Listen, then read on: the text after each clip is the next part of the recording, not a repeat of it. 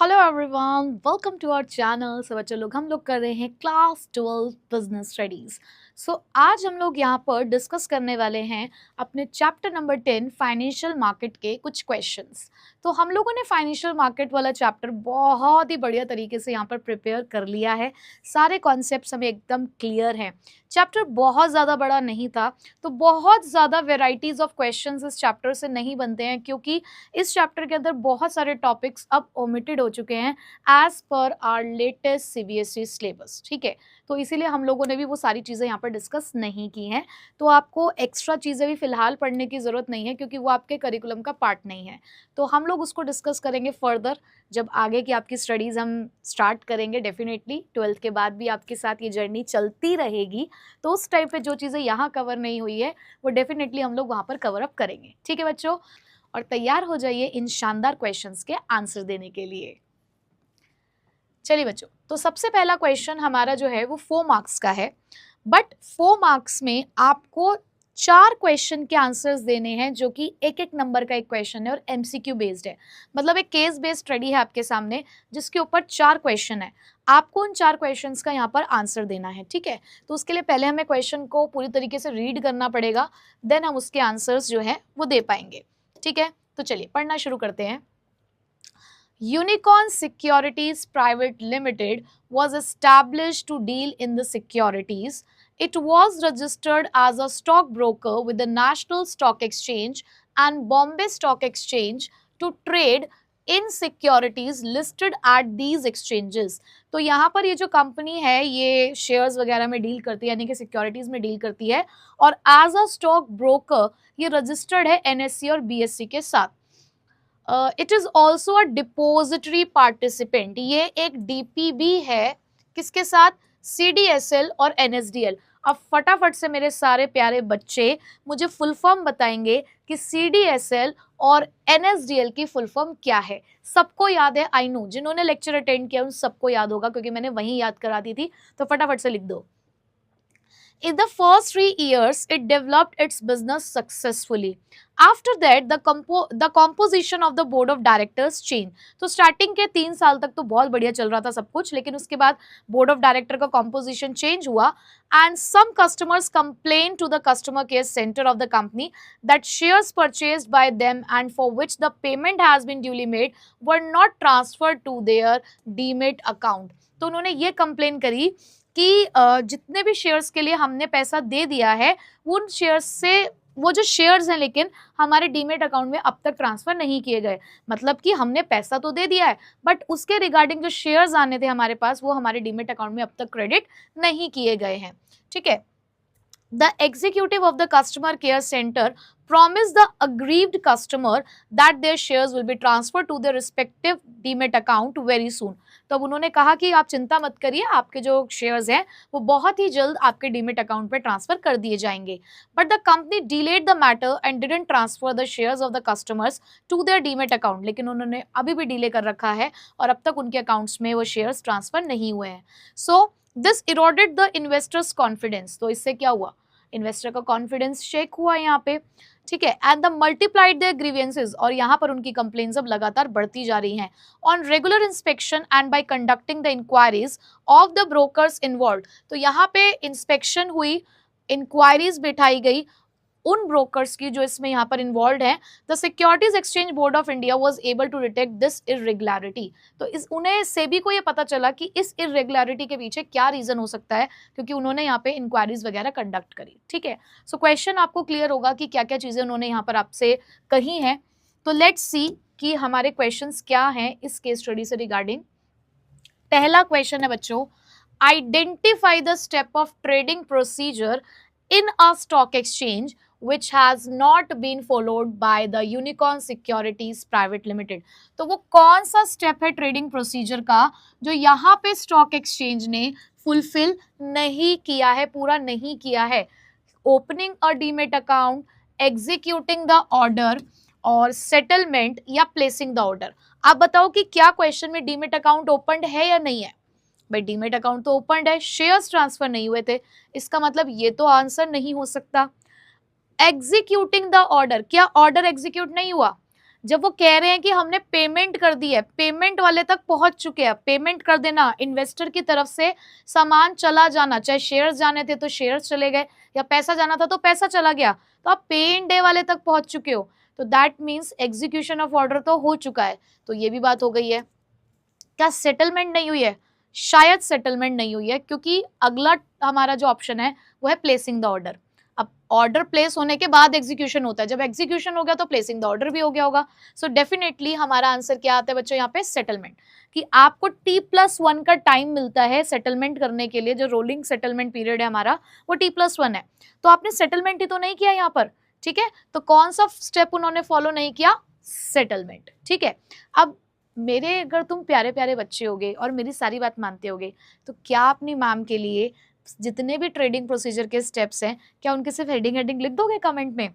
तुम मेरे प्यारे बच्चे होगे तो जरूर लिख दोगे, तुम्हें सब कुछ याद है, मुझे पता है। याद करना वो पहला स्टेप क्या है, दूसरा स्टेप क्या है, इससे क्या होता है ना बच्चों, कि जरूरी थोड़ी है कि क्वेश्चन इसी चीज के रिगार्डिंग आए, क्वेश्चन तो किसी भी स्टेप के रिगार्डिंग आ सकता है ना, तो जब आप उसको रिकॉल करके यहाँ पे लिखोगे ना, तो कहीं ना कहीं आपका जो कॉन्सेप्ट है ना वो रिवाइज हो जाएगा। क्वेश्चन आंसर सीरीज के पीछे यही मोटिव है कि आपको फिर से पूरा जो कॉन्सेप्ट है वो रिवाइज हो जाए, आप हर तरीके के क्वेश्चन को प्रैक्टिस करना सीख लें कि कैसे उसको सॉल्व करना है, ठीक है। चलो तो लिख देना प्लीज। हाँ, next, which apex statutory body of the capital market inspected and conducted the inquiries in order to detect the irregularities? वो कौन सी statutory body है कैपिटल मार्केट की जिसने इनके पूरे कान पकड़े, खींचे, इनकी इंक्वायरी करी ताकि ये पता चल सके कि कहाँ गड़बड़ हो रही है? क्या वो यूनिकॉर्न सिक्योरिटीज प्राइवेट लिमिटेड थी, सेबी थी, एनएससी थी या बीएससी थी? अरे ये तो लड्डू क्वेश्चन है, साफ साफ क्वेश्चन में लिखा हुआ था। चलो दिखा देती हूँ एक बार तुम्हें, ये देखो क्या लिखा हुआ है यहाँ पर। The Securities Exchange Board of India was able to detect this irregularity. कहाँ से उन्होंने करा है लेकिन ये? जब उन्होंने रेगुलर इंस्पेक्शन करी, ठीक है। तो इसका क्वेश्चन तो इसका आंसर तो हमारे क्वेश्चन में ही छुपा हुआ था, सेबी, ठीक है। Okay, next is, by not converting and transferring the shares to the investor's demat account in, that is the electronic form, which process was not followed? क्योंकि उन्होंने अब तक उनके शेयर्स को कन्वर्ट नहीं किया, ट्रांसफर नहीं किया डीमेट अकाउंट में, जिसको हम कहते हैं कि इलेक्ट्रॉनिक फॉर्म में कन्वर्ट नहीं किया, तो इस प्रोसेस को क्या कहते हैं?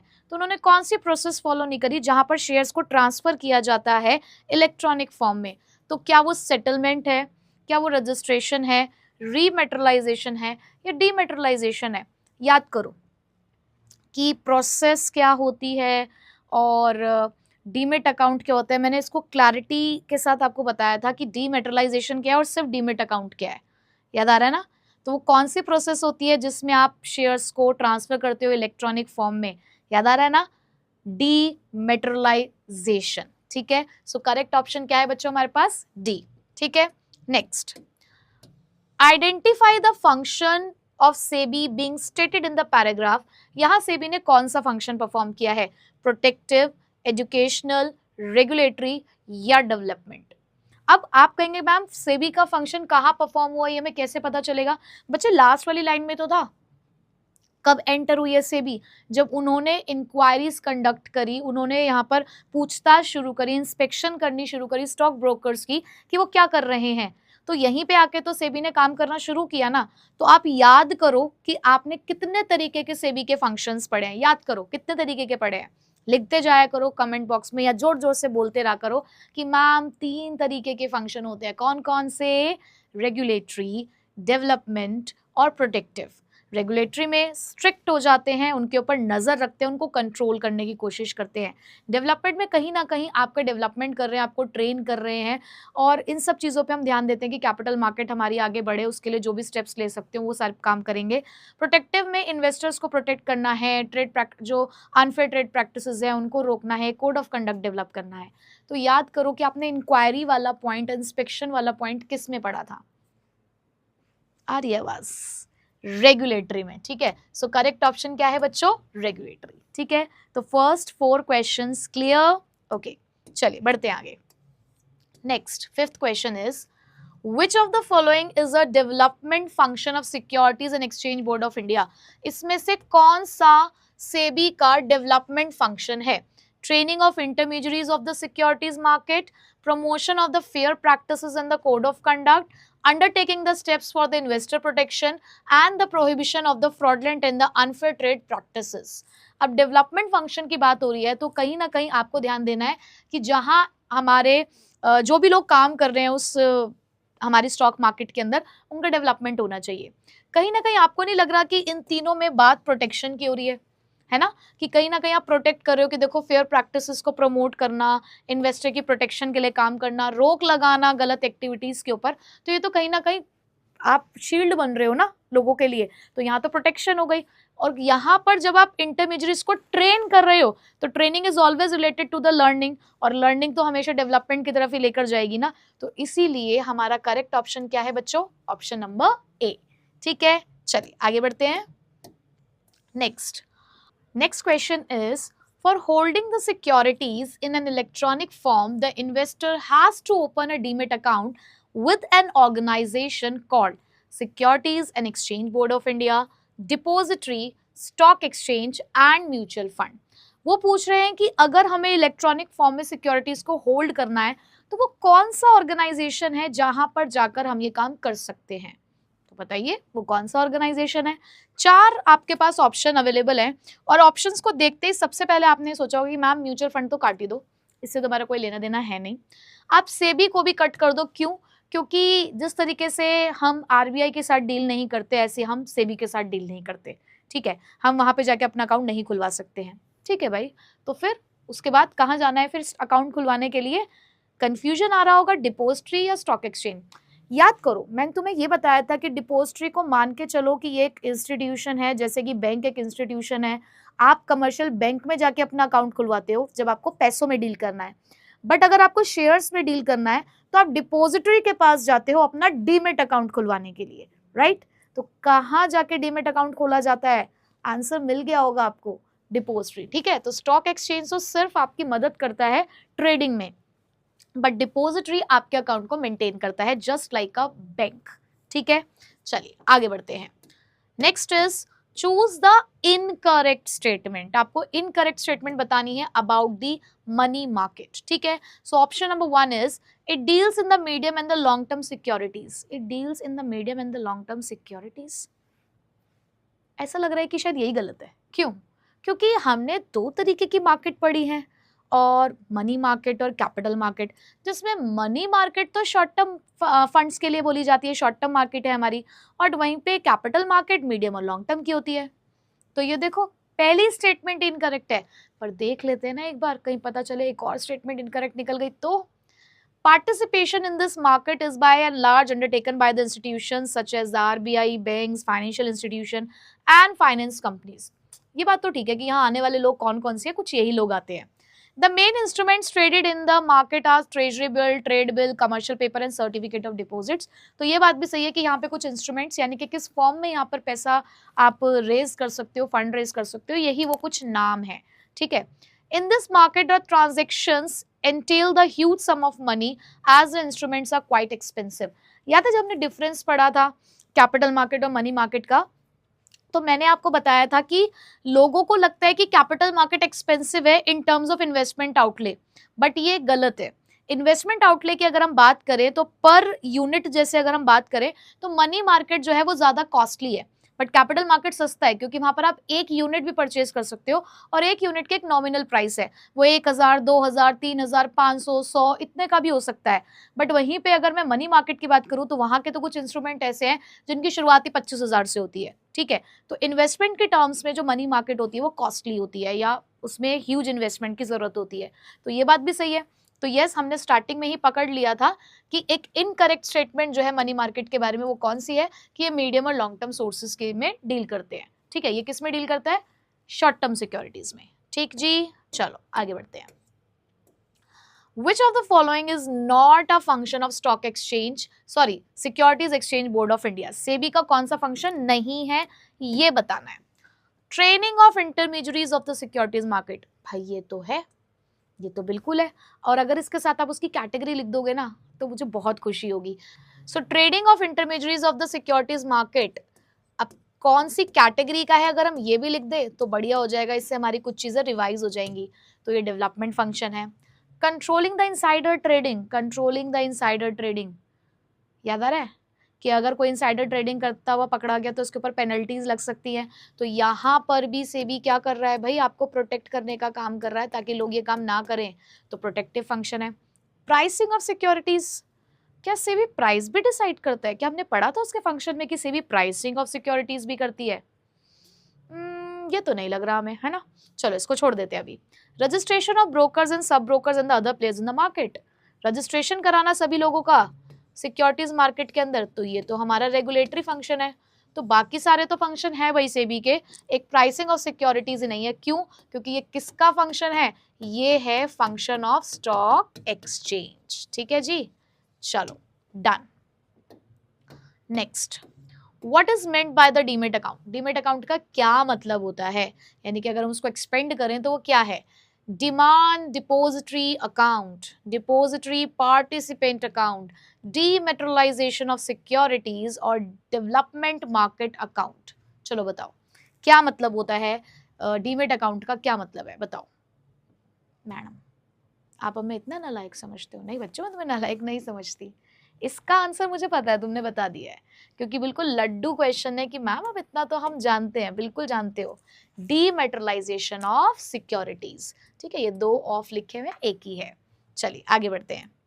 नेक्स्ट है बच्चों, dash is a part of capital market, वो कह रहे हैं इनमें से कौन सा कैपिटल मार्केट का पार्ट है? Call money, primary and secondary market, primary market या सिर्फ सेकेंडरी मार्केट? बताइए कैपिटल मार्केट में क्या क्या आता है? तो कैपिटल मार्केट में दो चीजें आती हैं, क्या क्या? प्राइमरी और सेकेंडरी। ठीक है, सो करेक्ट ऑप्शन क्या है? Option number B. ठीक है बच्चों, चलो आगे बढ़ते हैं। फिर से आ गया, choose the incorrect statement from the following about the function of stock exchange. अब इनकरेक्ट बताना है स्टॉक एक्सचेंज के फंक्शंस के लिए। Providing scope for this speculation, क्या आपका स्टॉक एक्सचेंज स्पेक्यूलेशन का स्कोप प्रोवाइड करता है? क्या ये बात आप इस बात से एग्री हैं? बिल्कुल, मैं तो हूं, तो ये तो फंक्शन है। Contributes to the economic growth, बिल्कुल कंट्रीब्यूट्स टू इकोनॉमिक ग्रोथ भी है। Provides the liquidity and marketability to the new securities, हाँ मैम बिल्कुल ये भी है, ये भी फंक्शन होता है। अच्छा ठीक है। Ensures the safety of transaction, transaction की सेफ्टी भी होती है, हाँ ठीक है, मैं इस बात से एग्री हूँ। सारे तो होते हैं, पर मैंने नहीं लगाया ना एक में टिक कि मैम होता तो है, पढ़ा तो है, providing liquidity and marketability to the securities. But कई बच्चे ना यहाँ पे थोड़ी सी मार खा जाएंगे। क्यों? क्योंकि वो ना जल्दबाजी में ये देखेंगे कि सिक्योरिटीज कौन सी लिखी हुई है बच्चों, न्यू सिक्योरिटीज। हम बात करें स्टॉक एक्सचेंज की, और स्टॉक एक्सचेंज न्यू सिक्योरिटीज में नहीं, एग्जिस्टिंग सिक्योरिटीज में डील करता है, क्योंकि न्यू सिक्योरिटीज में तो हमारी प्राइमरी मार्केट डील करती है। यहाँ पे न्यू सिक्योरिटीज नहीं है, यहाँ पे तो हमारी एग्जिस्टिंग सिक्योरिटीज हैं। तो आपको देखने में एक बार जब हम कई बार जल्दबाजी में देखते तो लगेगा कि नहीं यार तो सारे आंसर्स करेक्ट हैं, बट देखो एक वर्ड ने उस स्टेटमेंट को इनकरेक्ट कर दिया कि न्यू की जगह पे क्या लिखना है, एग्जिस्टिंग। ठीक है, सो करेक्ट ऑप्शन कौन सा हुआ बच्चों हमारा? सी। ठीक, चलिए आगे बढ़ते हैं। Next next next next next okay, कुछ केस स्टडी टाइप है, क्या बोल रहे हैं? Adapting to a change in consumer preference towards the online shopping, Fast Service started a grocery delivery app. It is a platform that ensures that 10-minute deliveries of the groceries, and because of this, Fast Service earned huge profit within a year. It planned to expand its operation and decided to raise the funds by directly issuing its securities to the investors. तो यहाँ उन्होंने बोला कि customer की preference को देखते हुए, online shopping को देखते हुए, अब उन लोगों ने क्या किया है, ग्रॉसरी डिलीवरी ऐप स्टार्ट करी कि 10 मिनट में लोगों को वो ग्रॉसरीज जो है वो डिलीवर करेंगे। तो यहाँ पर अब उन्होंने अच्छा प्रॉफिट कमाना शुरू किया, तो सोचा कि चलो बिजनेस को एक्सपेंड करते हैं। उसके लिए पैसों की जरूरत पड़ी, तो पैसों के लिए वो चाहते थे कि डायरेक्टली जो है वो अपने इन्वेस्टर्स को ही सिक्योरिटीज यहाँ पर दें। ठीक है, डायरेक्टली देना चाहते हैं। So the market through which the Fast Service had decided to raise the funds for its expansion is कि अगर कोई कंपनी डायरेक्टली ही इन्वेस्टर्स तक पहुंचना चाहती है तो वो कौन सी मार्केट है? क्या वो प्राइमरी और सेकेंडरी दोनों है, या सिर्फ सेकेंडरी है, या मनी मार्केट है, या फिर प्राइमरी मार्केट है? जहां पर डायरेक्ट डीलिंग है, इन्वॉल्वमेंट है डायरेक्ट कंपनी का, वो कौन सी मार्केट होती है बताइए? जहां बायर और सेलर एक दूसरे को डायरेक्टली इंटरेक्ट कर सकते हैं, सिंपल भाषा में बोलूं तो। याद आ गया होगा आई होप कि आपको कि yes ma'am, the correct answer is primary market, जहां पर डायरेक्ट एक तरीके से कैपिटल फॉर्मेशन है, क्योंकि यहां पर डायरेक्टली इन्वेस्टर्स के साथ डील किया जा सकता है। Next question number 13, which of the following is not a feature of money market? इसमें से कौन सा मनी मार्केट का फीचर नहीं है? It's securities enjoy a high degree of liquidity. Investment in a money market requires a huge financial outlay. It deals in the medium and the long term securities. Money market instruments are unsecured. तो बताइए इसमें से कौन सी बात money market के लिए गलत लिखी हुई है? क्या मनी मार्केट में लिक्विडिटी हाई होती है as compared to the capital market? Yes, ये बात बिल्कुल सही है। Investment in money market requires a huge financial outlay. Money market में पैसों की जरूरत ज्यादा पड़ती है, बिल्कुल यहाँ इन्वेस्टमेंट ज्यादा है। It deals in medium and the long term sources securities, sorry. देखा, उसी क्वेश्चन को थोड़ा और अलग तरीके से उन्होंने पूछ लिया कि क्या आपकी मनी मार्केट मीडियम और लॉन्ग टर्म सिक्योरिटीज में डील करती है? नहीं, ये तो हमने भी पीछे ही पढ़ा था। तो ये आपका करेक्ट कह सकते हो कि आंसर होगा इस क्वेश्चन के लिए कि नहीं, मनी मार्केट सिर्फ शॉर्ट टर्म सिक्योरिटीज में ही डील करती है। और अगला भी मनी मार्केट का ही फीचर है कि यहाँ के जितने भी इंस्ट्रूमेंट्स होते हैं वो अनसिक्योर्ड होते हैं। ठीक है, चलिए आगे बढ़ते हैं। The function of stock exchange which helps in creating a continuous market where securities are bought and sold is.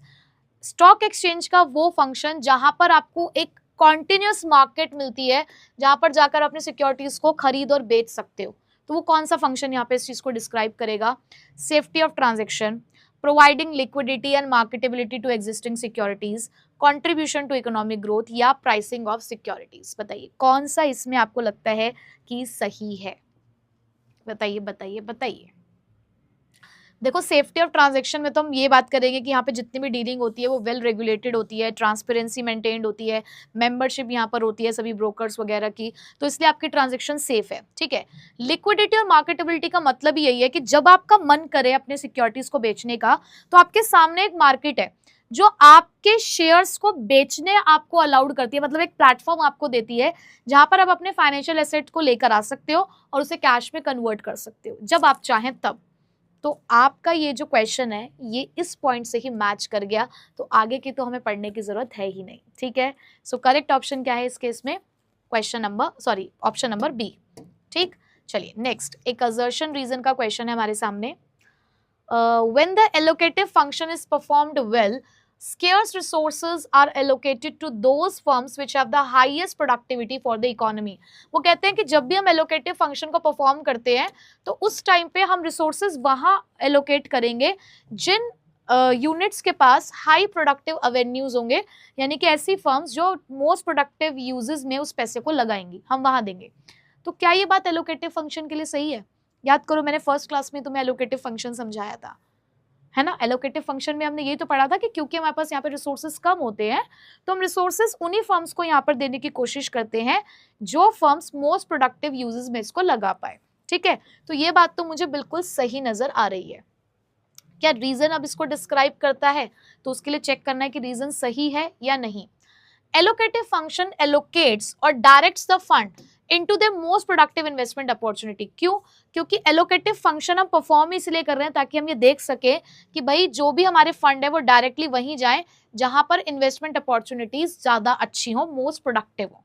तो हाँ, ये बात भी तो वही चीज कह रही, घुमा फिरा के इन्होंने भी वही बात बोली है।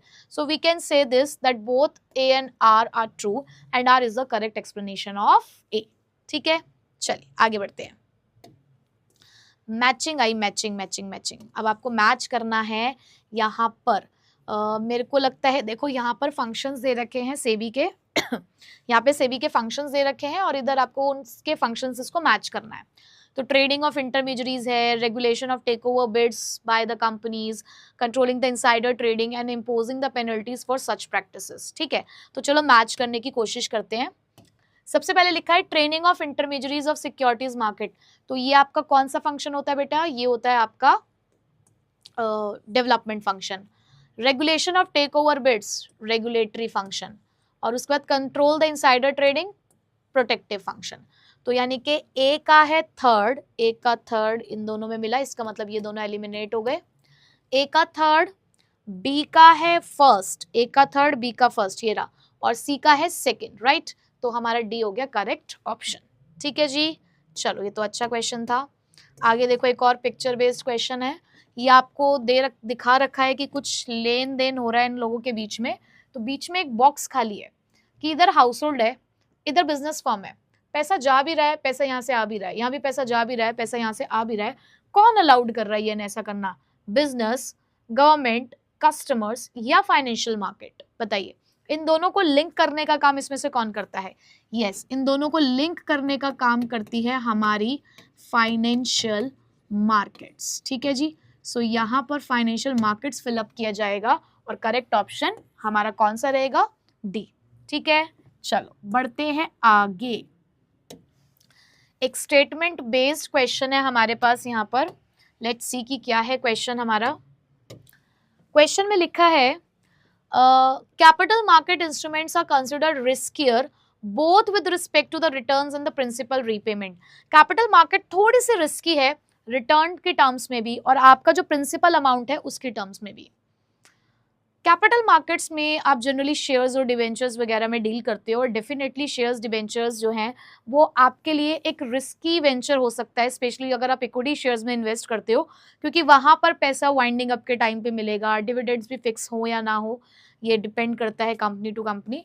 तो कहीं ना कहीं आप कह सकते हो कि येस, कैपिटल मार्केट रिस्की है in terms of return as well as for the repayment of principal amount. तो ये स्टेटमेंट तो मुझे बिल्कुल सही नजर आ रही है। नेक्स्ट उन्होंने बोला capital market investment generally yields a higher return for the investment. Capital market हमेशा अपने इन्वेस्टर्स को अच्छा रिटर्न देता है। अब ये तो कॉन्ट्राडिक्टरी स्टेटमेंट हो गई ना। एक तरफ आप कह रहे हो कि येस इट इज रिस्की और एक तरफ आप ये कह रहे हो कि नहीं ये तो अच्छा रिटर्न ही देता है हमेशा। ये तो गलत बात हो गई ना। ये एक ही बात को आप सही कह सकते हो, या तो 1 को या 2 को। तो बच्चे 1 तो हमारा ट्रू है, तो स्टेटमेंट 2 ही हमारी क्या हो गई? फॉल्स। तो करेक्ट ऑप्शन क्या होगा जहां पर स्टेटमेंट 1 ट्रू हो बट सेकंड फॉल्स हो? तो ये रहा ऑप्शन नंबर सी। ठीक है, तो थोड़ा ध्यान से पढ़ना है आपको यहाँ पे, क्योंकि ना छोटी छोटी सी ऐसी बातें हैं जो आपके आंसर को गलत कर सकती हैं। तो अगर आपने वहां पे अच्छे से समझी होंगी ना चीजें, तो आपको बहुत आसानी से यहाँ के एमसीक्यू समझ आ रहे होंगे। ठीक है, चलो आगे बढ़ते हैं।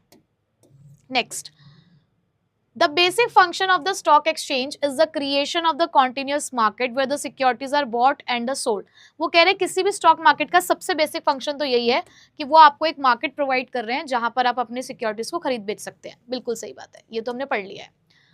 The stock exchange provide both the liquidity and easy marketability to already existing securities in the market।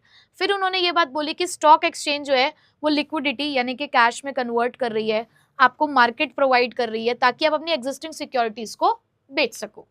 तो ये बात भी तो सही है। तो यहाँ तो दोनों ही स्टेटमेंट्स क्या हो गई हैं? करेक्ट हो गई हैं। ठीक है, तो आप यहाँ पर ऑप्शन ढूंढिए अपना कहाँ है जहाँ पर both the statements are true. So yes, यहाँ पर देखो जरा, both the statements are true. ठीक है, चलिए आगे बढ़ते हैं अब।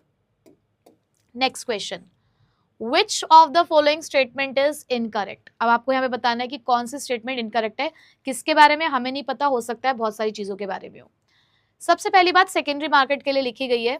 Secondary market is the market where the securities are sold by the company to the investors directly और थ्रू एन इंटरमीडियरी। कह रहे हैं सेकेंडरी मार्केट एक ऐसी मार्केट है जहां पर सिक्योरिटीज कंपनी के थ्रू इन्वेस्टर्स को या तो डायरेक्टली दी जाती है या किसी इंटरमीडियरीज यानी कि ब्रोकर के थ्रू। पहली स्टेटमेंट। दूसरी स्टेटमेंट है capital market refers to the facilities और the institutional arrangement through which the long term funds both the debt and equity are raised and invested. वो कहते हैं कैपिटल मार्केट एक ऐसी मार्केट है, एक ऐसी फैसिलिटी है जहां पर आपको एक ऐसा अरेंजमेंट प्रोवाइड किया गया है ताकि आप लॉन्ग टर्म फंड्स को यहाँ पर रेज कर सको डेट और इक्विटी की फॉर्म में। ठीक, okay. Money market is a market for the short term funds which deals in the monetary assets whose period of maturity is up to 1 year। वो कह रहे हैं मनी मार्केट एक ऐसी मार्केट है जहां पर ऐसे इंस्ट्रूमेंट्स में डील किया जाता है जिनका मेच्योरिटी पीरियड 1 साल तक का है। ठीक है। Primary market is a market where only the buying of securities takes place and securities can not be sold there. वो यहाँ पे कह रहे हैं कि प्राइमरी मार्केट एक ऐसी मार्केट है जहां पे सिक्योरिटीज को सिर्फ खरीदा जाता है, बेचा नहीं जाता। तो बताइए कौन सी स्टेटमेंट है जो आपको यहाँ पर इनकरेक्ट लगी। अब आप कहेंगे मैम दो स्टेटमेंट के बारे में तो बिल्कुल हमें क्लैरिटी है ना, कि दो बातें तो बिल्कुल सही कह रखी हैं। एक तो ऑप्शन नंबर बी बिल्कुल सही है, मनी मार्केट वाला जो ऑप्शन नंबर सी है वो भी बिल्कुल सही है। कहीं ना कहीं शायद हम कंफ्यूज हो रहे हैं, याद नहीं आ रहा हमें कि ये वाली बात सही कही जा रही है, ये वाली बात सही कही जा रही है। तो बच्चों प्राइमरी मार्केट वाली बात बिल्कुल सही कही जा रही है कि यहाँ पर सिर्फ बाइंग ऑफ सिक्योरिटीज होता है। अगर आपको डिफरेंस याद हो तो मैंने डिफरेंस में भी ये बात आपको समझाई थी। तो ये बात जो उन्होंने बोली है यहाँ पे सेकेंडरी मार्केट के बारे में, ये बात थोड़ी सी उनकी गलत है, क्योंकि हमने डिफरेंस में भी ये चीज़ समझी थी कि प्राइमरी और secondary, primary market direct deal करता है, बट वहीं पर जो सेकेंडरी मार्केट है उसमें इन्वॉल्वमेंट ऑफ कंपनी नहीं होता। ठीक है, तो इसलिए जो ऑप्शन नंबर ए है वो इसका एक करेक्ट आंसर है, जो इस चीज़ को डिस्क्राइब करता है कि ये इनकरेक्ट स्टेटमेंट बोली गई है। ठीक है, सो एमसीक्यूज हमारे कंप्लीट हुए, तो मुझे फटाफट से अपना स्कोर बता देना कि 20 में से तुम्हारा स्कोर क्या रहा है। ठीक है, अब बढ़ते हैं अपने कुछ आगे के क्वेश्चंस की तरफ। चलिए अब स्टार्ट करते हैं अपना क्वेश्चन नंबर 21। सो क्वेश्चन कुछ इस तरीके से है कि सबसे पहले आपको आइडेंटिफाई करने हैं दो फंक्शन अपने स्टॉक एक्सचेंज के जो यहाँ हाईलाइट हुए। ठीक है, किसके फंक्शंस? स्टॉक एक्सचेंज के फंक्शंस जो यहाँ पे हाईलाइट हुए हैं। और उसके बाद आपको एक और फंक्शन यहाँ पर बताना है जो आपने यहाँ पर हाईलाइट किए होंगे। उसके अलावा बच्चों एग्जाम में बहुत सारे बच्चे ये मिस्टेक कर जाते हैं, जो जब भी मैं कॉपीज को चेक करती हूँ तो देखती हूँ कि बच्चा कर जाता है इस तरीके की सिली मिस्टेक कि यहाँ क्लियरली मेंशन है कि one more function other than discussed above, but बच्चा फिर से वही यहाँ पर फंक्शन लिख देता है जो ऊपर ऑलरेडी डिस्कस किया जा चुका है। तो ये गलती आपको नहीं करनी है, क्योंकि अगर आप ऐसे लिख देंगे तो आपको उसके मार्क्स नहीं मिलेंगे। जो ऊपर डिस्कस किया गया है उसके अलावा आपको फंक्शंस यहाँ पर लिखने होते हैं। ठीक है, तो देखिए जरा, Ramesh recently decided to invest in the share market. He noticed that the share of companies like Infosys and TCS are bought and sold easily on the stock exchange. He also saw that the market provides information. He also saw that the market provides information about the latest prices of the shares, and other securities. Additionally, he realized that the stock exchange makes it easier for the company to raise the capital from the public. ठीक है, तो अगर हम यहाँ पर देखें तो सबसे पहली बात उन्होंने बोला कि शेयर्स ऑफ कंपनीज जो हैं वो खरीदे और बेचे जा रहे हैं इजीली ऑन स्टॉक एक्सचेंज। तो आपको स्टॉक एक्सचेंज एक ऐसा प्लेटफॉर्म प्रोवाइड करती है जहां आप आसानी से अपने शेयर्स को खरीद बेच सकते हैं और उनको कैश में कन्वर्ट कर सकते हैं। तो याद करो कि वो कौन सा आपका फंक्शन है स्टॉक एक्सचेंज का, कौन सा है बच्चों? प्रोवाइडिंग, चलिए जोर जोर से बोलिए मेरे साथ तभी याद होगा, providing liquidity and marketability to the existing securities। तो थोड़े से हेडिंग्स लंबी है इनकी, बट हमें याद तो करनी है ना। So providing liquidity and marketability to the existing securities, तो पहला फंक्शन तो ये हो गया। उसके बाद लिखा है कि मार्केट जो है वो time to time latest price के बारे में जो है वो इनको बताता रहता है। ठीक है, तो बेसिकली दूसरा फंक्शन क्या हो गया जहाँ पे प्राइसिंग हो रही है, तो ये हो गया आपका प्राइसिंग ऑफ सिक्योरिटीज वाला फंक्शन। ठीक, तो ये तो वो दो फंक्शंस है जो इन्होंने हाईलाइट किए हैं यहाँ पर। हमें एक और ऐसा बताना है जिसके बारे में ऊपर बात नहीं हुई है, तो बहुत सारे हैं। एक था हमारे पास स्प्रेडिंग ऑफ इक्विटी कल्ट। ठीक है, spreading of equity cults, providing scope for speculation, contributes to the economic growth, safety of transaction। तो ये सारे पॉइंट्स आपके ऐसे हैं जो आप यहाँ पर लिख सकते हैं। ठीक है, तो कोई भी एक लिखना था, मैंने स्प्रेडिंग ऑफ इक्विटी कल्ट यहाँ पर लिख दिया है। ठीक है जी, चलिए आगे बढ़ते हैं बच्चों। नेक्स्ट क्वेश्चन नंबर 22 है about the type of function performed by SEBI, उसे आइडेंटिफाई करना है। देन दो और फंक्शंस जो हैं other than discussed above, again यही बताना है कि जो आपने ऊपर डिस्कस नहीं किए हैं उसको बताना है। ठीक है, अदर देन। अब देखते हैं क्वेश्चन क्या है। The stock market regulator, the Securities Exchange Board of India has initiated a certification programme for all the market intermediaries. उन्होंने ना एक प्रोग्राम स्टार्ट किया कि जितने भी इंटरमीडियरीज है, जितने भी यहाँ पर लोग काम करते हैं, मिडल मैन है, उन लोगों के लिए सर्टिफिकेशन प्रोग्राम हम लोगों ने यहाँ स्टार्ट किया है। ठीक है, okay. Under this program, people associated with the stock market in any way will have to obtain a qualifying certificate from the regulator. और उन्होंने कहा जितने भी लोग यहाँ पर काम करते हैं तो उन्हें हमारे सेबी से इस सर्टिफिकेट को लेना पड़ेगा. The National Institute of Securities Market, a trust formed by the SEBI, is tasked with the certification program. और हमारा ना एक इंस्टीट्यूट बना हुआ है नेशनल इंस्टीट्यूट सिक्योरिटीज मार्केट के लिए.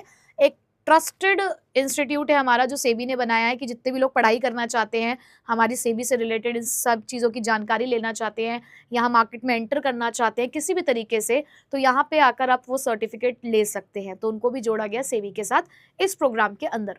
तो आप मुझे बताइए कि सेबी ने जो ये एक इनिशिएटिव लिया कि हम सर्टिफिकेट्स प्रोवाइड कराएंगे, आपको क्वालिफाई करना पड़ेगा ये सर्टिफिकेट प्रोग्राम अगर आप एंटर करना चाहते हैं, तो यहाँ सेबी कौन सा फंक्शन परफॉर्म करने की कोशिश कर रही है? रेगुलेटरी, प्रोटेक्टिव या फिर डेवलपमेंट? बताइए. यस, तो यहाँ पर सेबी डेवलपमेंट फंक्शन परफॉर्म करने की कोशिश कर रही है. क्यों? क्योंकि कहीं ना कहीं ट्रेन किया जा रहा है इंटरमीडिएरीज को. आपने इंटरमीडिएरीज से रिलेटेड जो पॉइंट पढ़ा है वो आपने डेवलपमेंट फंक्शन में ही पढ़ा होगा. ठीक है, तो टाइप तो हमने आइडेंटिफाई कर लिया. दो फंक्शंस आपको बताने हैं जो यहाँ डिस्कस नहीं हुए. तो यहाँ पे ट्रेनिंग ऑफ इंटरमीडिएरीज की तो बात हो ही गई है, तो बाकी दो और कौन कौन से हो सकते हैं? याद करिए कौन से दो पॉइंट और आपने पढ़े हैं जो ट्रेनिंग ऑफ इंटरमीडिएरीज के रिगार्डिंग है. तो कौन से वो दो फंक्शंस हैं जिसमें पहला फंक्शन हो गया आपका conducting research and publishing the information for all the market participants. ठीक है, ये वाला पॉइंट हो गया. दूसरा पॉइंट क्या था? Developing the capital market. हमें कैपिटल मार्केट को डेवलप करना है. कैसे डेवलप करना है बच्चों?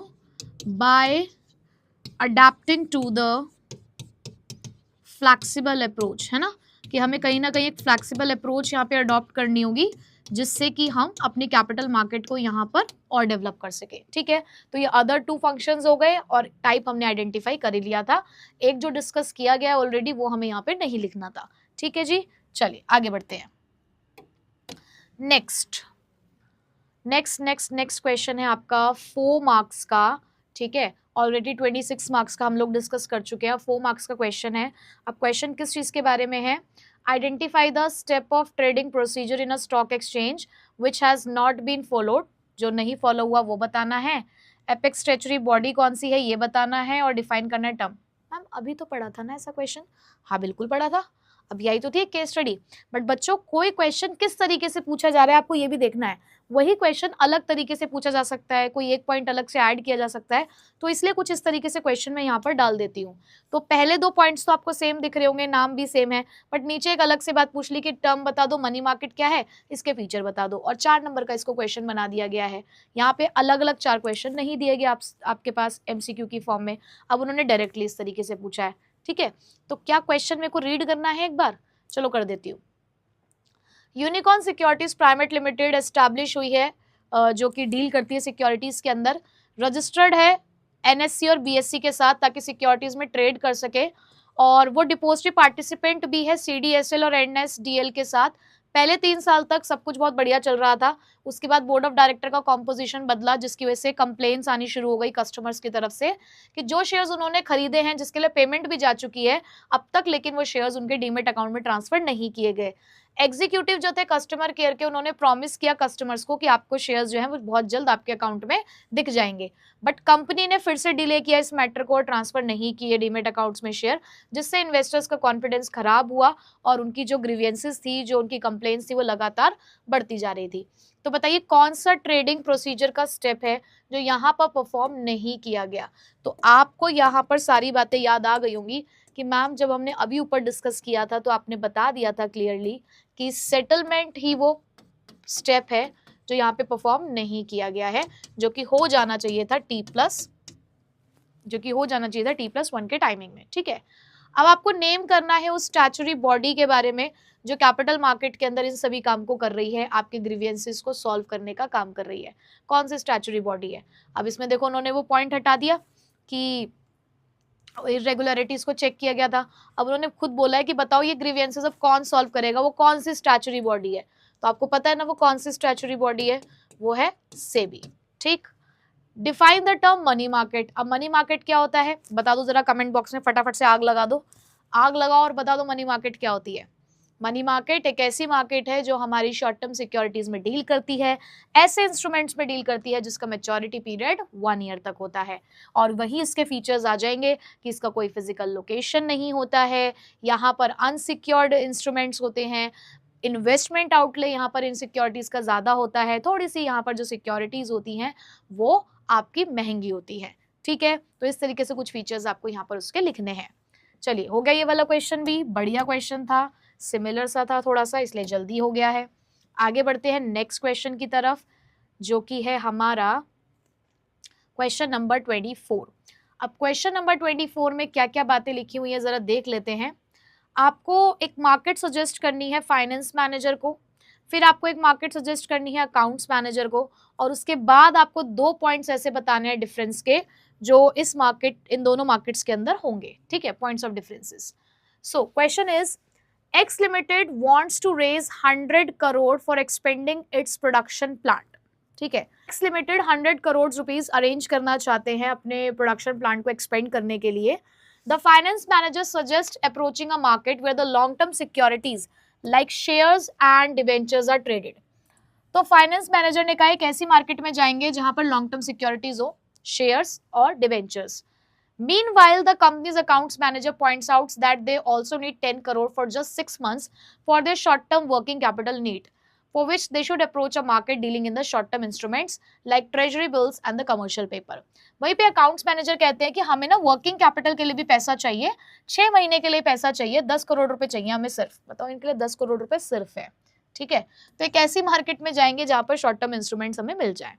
तो बताइए जिस मार्केट के बारे में फाइनेंस मैनेजर कह रहे हैं वो मार्केट कौन सी है जहां पर लॉन्ग टर्म सिक्योरिटीज में डील किया जाता है, जैसे कि शेयर्स और डिबेंचर्स। तो याद आ गया होगा आपको कि मैम वो मार्केट होती है कौन सी, कैपिटल मार्केट। और बताइए अकाउंट्स मैनेजर को कौन सी मार्केट के बारे में आप बताना चाहेंगे, उनको हम बताना चाहेंगे मनी मार्केट के बारे में। ठीक, अब दोनों के बीच में 2 बेसिस बताने हैं डिफरेंस के। तो सबसे पहले तो मैं यही कहूंगी कि भाई इन्वेस्टमेंट आउटले कर लेना। ठीक है, इन्वेस्टमेंट आउटले की अगर हम बात करें तो कैपिटल मार्केट में और मनी मार्केट में, कैपिटल मार्केट में लेस इन्वेस्टमेंट आउटले है, बट वहीं पे आपका मनी मार्केट में लार्ज इन्वेस्टमेंट आउटले है। डिटेल में आप खुद लिख सकते हैं। अगर रिटर्न की बात करूं तो ऑब्वियसली कैपिटल मार्केट में रिस्क ज़्यादा है तो रिटर्न यहाँ ज़्यादा होती है, वहीं पे मनी मार्केट में जो रिटर्न होती है वो जनरली कम होती है as compared to the capital market. ठीक है, तो रिस्क का एक पॉइंट भी आप ऐड कर सकते हैं कि कैपिटल मार्केट ज़्यादा रिस्की होती है, वहीं पे मनी मार्केट कम रिस्की होती है। ठीक है, इसके अलावा भी अगर आपके दिमाग में पॉइंट्स आ रहे हैं, याद आ रहा है आपको, तो आप डेफिनेटली कमेंट बॉक्स में लिख सकते हैं। ठीक है, तो रिवाइज करने के लिए कमेंट बॉक्स आपके लिए है, लिखते जाओ उसको, बढ़ते जाओ। ठीक है, चलो आगे बढ़ते हैं। नेक्स्ट हमारा अगला क्वेश्चन आया 6 मार्क्स के लिए, जहां पे अगेन आपको एक मार्केट आइडेंटिफाई करनी है कि कौन सी मार्केट है एग्जिस्टिंग सिक्योरिटीज जहां पर ट्रेड की जाती हैं, और वो मार्केट बतानी है through which the company wants to raise its capital of rupees 200 crore for its new business. और दोनों मार्केट के बीच में फिर से यहाँ पे आपको एक डिफरेंस सा बताना है। चलो ठीक है, पहले देखते हैं। Hitesh limited is a well-known company in the cement industries since 1999। 1999 से बहुत ही जानी मानी सीमेंट इंडस्ट्रीज है Hitesh limited. The company had an authorized capital of 100 crore and is listed with a reputed stock exchange। तो उनकी authorized capital 100 करोड़ की है, stock exchange में listed भी है। The value of its shares is increasing day by day due to the increase in the demand for the cement। Cement की demand को देखते हुए लगातार इनकी जो शेयर्स की वैल्यू है वो मार्केट में बढ़ती ही जा रही है। So now the company wants to enter into the car manufacturing business. तो बिजनेस बढ़ाना चाहते थे, अब कार मैन्युफैक्चरिंग में एंटर करना है। So for this it requires 200 crore. अब 200 करोड़ की और ज्यादा जरूरत पड़ी। So finance manager of the company decided to raise this capital by a public issue. तो यहाँ पे फाइनेंस मैनेजर ने कहा कि फंड कहाँ से आएगा, फंड आएगा पब्लिक इशू से। ठीक, Now identify the market in which companies existing securities are being traded. तो सबसे पहले तो यही बताओ कि वो कौन सी मार्केट होती है जहां से आप जो है एग्जिस्टिंग सिक्योरिटीज में डील कर सकते हो. तो ये पिक्चर तो बिल्कुल क्लियर है कि अगर हमें डील करना है आपकी एग्जिस्टिंग सिक्योरिटीज के अंदर, तो हमारे पास होती है सेकेंडरी मार्केट. ठीक है, सेकेंडरी मार्केट में जाकर हम एग्जिस्टिंग सिक्योरिटीज में डील कर सकते हैं, ये तो क्लियर है. वो कौन सी मार्केट है जहां से आप 200 करोड़ रुपए यहां पर उठा सकते हो पब्लिक इशू के थ्रू? बताइए. जहां पर कंपनी ने डिसाइड किया कि भाई वो डायरेक्टली जाएगी और पब्लिक इशू करेगी और फंड रेज करेगी, तो बताइए वो कौन सी मार्केट होती है?